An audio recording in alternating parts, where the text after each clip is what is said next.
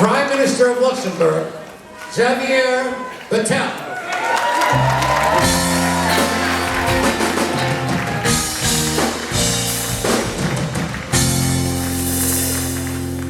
Hello, global citizens. I want to thank you for your commitment to changing the lives of those living in poverty, and I'm here tonight to tell you about another life that was changed this summer, mine, on a recent trip to Africa. Last month, I went to Malawi to visit some of the essential programs funded by the Elizabeth Taylor AIDS Foundation. ETAF was founded by my godmother, Elizabeth Taylor, to provide grants to organizations offering direct care and services to people living with HIV and AIDS all around the world. If you're too young to remember who Elizabeth Taylor was, she was not only one of the most famous actresses of all time, she was also one of the most fierce activists in the fight against AIDS. She was passionate.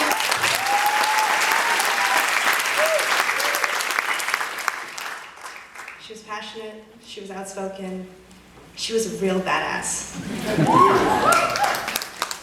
30 years ago, almost to the day, our then president, Ronald Reagan, would not speak about AIDS publicly while the pandemic was wreaking havoc within the gay community. He wouldn't even say the word AIDS.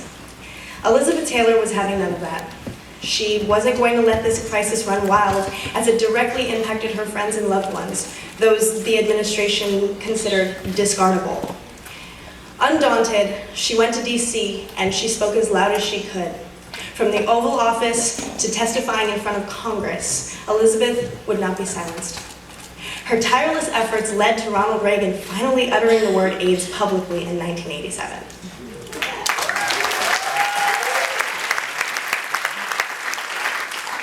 And so here we are decades later, living under a president who lost the popular vote and has proven himself to have the compassion and empathy as a dead flashlight battery.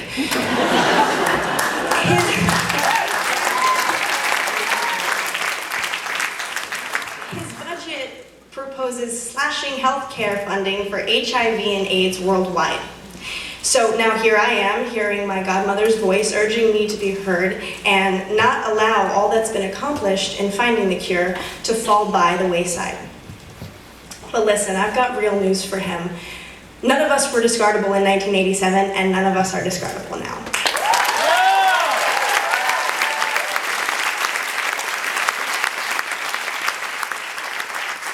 Prevention, education, and advocacy for people affected by HIV and AIDS, particularly those in the most marginalized communities, lies at the heart of ETAF's work, as it did for my godmother. My trip to Malawi inspired me to advocate for those lives of those within the HIV and AIDS community. AIDS-related illnesses have stolen the lives of 35 million people since the beginning of the pandemic. We need more champions for comprehensive sexual health education in developing countries and in this country if we truly want to prevent new transmissions. And we have to be honest and open about the unique stigma that comes with an HIV diagnosis. We have to break down this stigma if we are ever going to see the end of AIDS. We all have to call on our governments and our world leaders to work to secure a healthier future, free of stigma for everyone. So that's why today I am pleased as well as ecstatic to announce that I will be an ambassador for the Elizabeth Taylor AIDS Foundation. I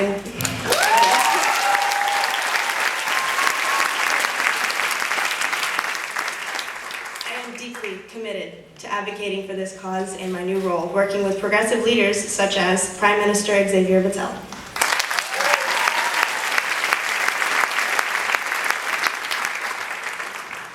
Good evening. I'm very pleased to be here tonight with my husband, Gauthier, and with Paris here.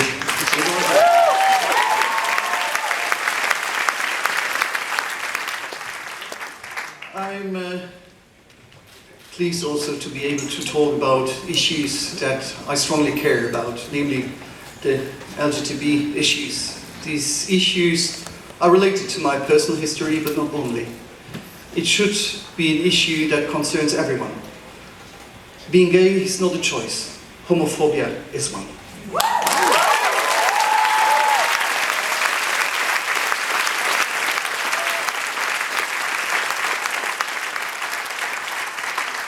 I strongly support movements that are working for better outcomes for people affected by HIV And I believe it's equally important to break down the stigma that comes with this diagnosis. In many countries, especially in low-income and developing nations, where the burden of AIDS is greatest, patients continue to face discrimination. That's why I call upon you, as global citizens and ultimately as fellow humans, to work with me to dismantle this stigma and ensure that all people with HIV are treated with the respect, dignity, and the humanity they deserve.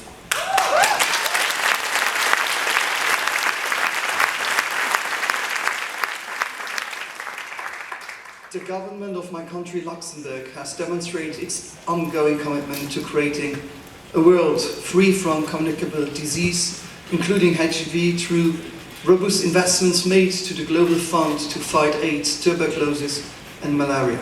This has helped lead to dramatic improvements through affordable and effective interventions that prevent mother-to-child transmission of HIV and ensure children are vaccinated against life-threatening illness. Together, we've cut material and child mortality rates worldwide by more than half. These successes highlight what can be accomplished when we work together, but greater effort is still needed. We must continue to invest in adequate and quality health for girls and women, including sexual and reproductive health services, which is critical to ensure a world where every pregnancy is wanted, every childbirth is safe, and every young person's potential is fulfilled. Together, we can achieve.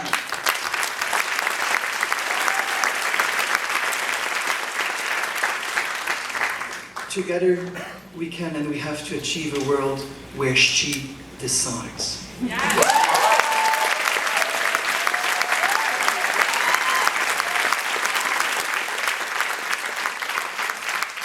That's why tonight it gives me a great joy to announce that the government of Luxembourg is committed to championing the global citizen movement in 2018 to drive progress in global health and gender equality.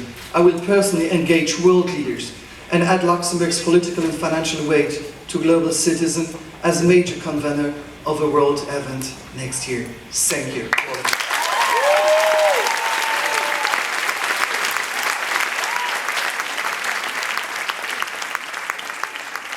Ladies and gentlemen, from Johnson & Johnson.